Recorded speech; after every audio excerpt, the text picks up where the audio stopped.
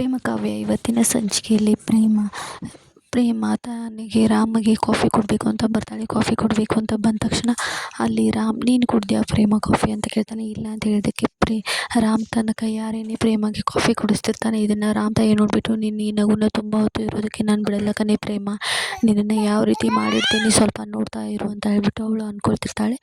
ಆನಂತರ ಈ ಕಡೆ ಕಾವ್ಯ ತನ್ನ ಮನಸ್ಸಲ್ಲಿರೋ ಪ್ರೀತಿ ಜೊತೆಗೆ ತನ್ನ ಮನಸ್ಸಲ್ಲಿರೋ ಸಂಕಟವನ್ನೆಲ್ಲ ಮಾದೇವನ ಮುಂದೆ ಕುಡಿದ ನಿಶೆಯಲ್ಲಿ ಎಲ್ಲ ಹೇಳಿರ್ತಾಳೆ. ಅದೇ ರೀತಿ ಬೆಳಗಾದ ತಕ್ಷಣವೂ ಇದೇ ಮಾತುಗಳನ್ನ, ಮನಸ್ಸಲ್ಲಿರೋ ಮಾತುಗಳನ್ನ ಮಾದೇವನ ಮುಂದೆ ಅಳ್ತಾ ಹೇಳ್ತಿರ್ತಾಳೆ. ನಿನ್ನನ್ನು ನಾನು ಮದುವೆ ಆದಾಗಿನಿಂದ ಪಡ್ಕೊಂಡಿದ್ದಕ್ಕಿಂತ ಕಳ್ಕೊಂಡಿದ್ದೆ ಹೆಚ್ಚಾಗಿದೆ ಮಾದೇವ ಅಂತ ಹೇಳ್ಬಿಟ್ಟು ಕಾವ್ಯ ಅಳ್ತಿರ್ತಾಳೆ. ಆಗ ಮಾದೇವ ತನ್ನ ಮನಸ್ಸಲ್ಲೇ ಹೇಳ್ಕೊಳ್ತಾನೆ, ನಾನು ನಿನ್ನ ಮದುವೆ ಆಗಿಬಿಟ್ಟು ನಿನ್ನ ಗಂಡ ಆಗಿಬಿಟ್ಟು ನೀನು ಓದೋ ಆಸೆನೇ ನಾನು ಈಡೇರಿಸಿಲ್ಲ ಅಂದರೆ ನಾನು ನಿನ್ನ ಗಂಡ ಆದರೂ ಕೂಡ ಏನೂ ಪ್ರಯೋಜನ ಇಲ್ಲದ ಹಾಗೆ ಆಗಿಬಿಡುತ್ತೆ. ನೀನು ಓದಿನಲ್ಲಿ ಎಷ್ಟು ಆಸಕ್ತಿ, ಎಷ್ಟು ಇಂಟ್ರೆಸ್ಟ್ ಇದೆ ಅನ್ನೋದು ನನಗೆ ಗೊತ್ತು.